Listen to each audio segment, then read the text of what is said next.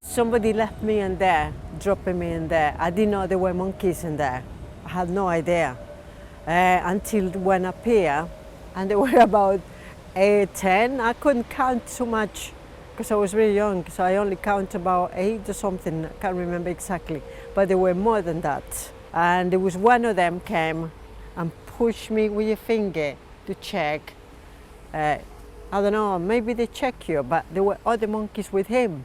I was a little bit scared because I just rolled myself into the ball backwards, and I was very upset, very weepy. I had bad days, not eating. I was feeling weak and I couldn't be bothered whatever they were going to do. But then eventually, because I didn't do anything, they decided to leave me. They got bored with me. And how did you survive all this time? Was it 5 years probably in the jungle just with I monkeys? guess 5 years, but you don't know exactly. How long was your hair at really. the end of it? Point to where My your hair would was have been. covered up nearly my knees, you know, Yeah. not quite, but that was my dress. Yeah. Because I don't know what happened to my clothes. Yeah. I can't remember what happened to my So you were skirt. naked except for your hair, which was your covering. Yeah, they do get food from somewhere that I didn't know, but they brought handfuls of fruits, and because they bring so much, they always drop something on the way, and that was my opportunity. Grab it, eat it faster, because if you don't eat it faster, there was a monkey behind, take your things away. And I know you have a noise that you kind of learnt the language. I know that's a simplistic way of putting it, but when there was an urgent warning a warning, what was that noise? It's the danger. A screeching noise. I want to hear the That's screech really if that's loud. possible. A cringe. Can't do That's it. terrifying. It One more starts from time. the prop. So it goes, ow! Now, eventually, you escaped after 4 or 5 years. You had a very traumatic life, didn't you? You went to live in a brothel. Yeah. You were enslaved in Colombia. Then you were on the streets stealing. I was slave because of the food. You Yeah. see, there was plenty food, and you become a slave because of that, Yeah. because you want to be fed. But eventually you were rescued and ended up in Bradford. Yes. How did your experience change you as a mother? Dramatically, because that teach me to become a good mother as the years pass by. I learned experience in the streets. I learned that living wisely is better than making a bad choice.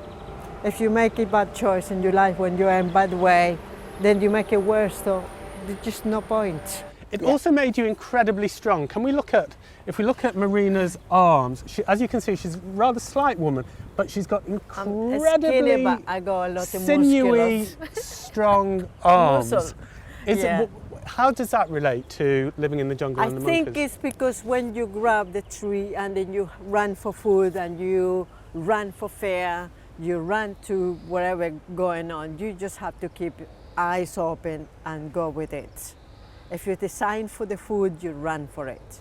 Are you tempted to climb that? I have been tempted, but I like to be in private and with my grandchildren. It's true, you're slightly embarrassed about it, aren't you? I am still embarrassed because sometimes people tend to look at you in a very peculiar way, and I try to do my best to be as a person, you know. Can you understand why people do look at you at times in a slightly strange because way? they criticize the way I walk. They used to. No, I don't walk like that. But they used to criticize the way I walk. And they used to say, I recognize you because the way you walk. And how do you walk? I know how you walk. I don't know what's the way to walk. You dance walk, don't you? Well, I do, I jump. You jump.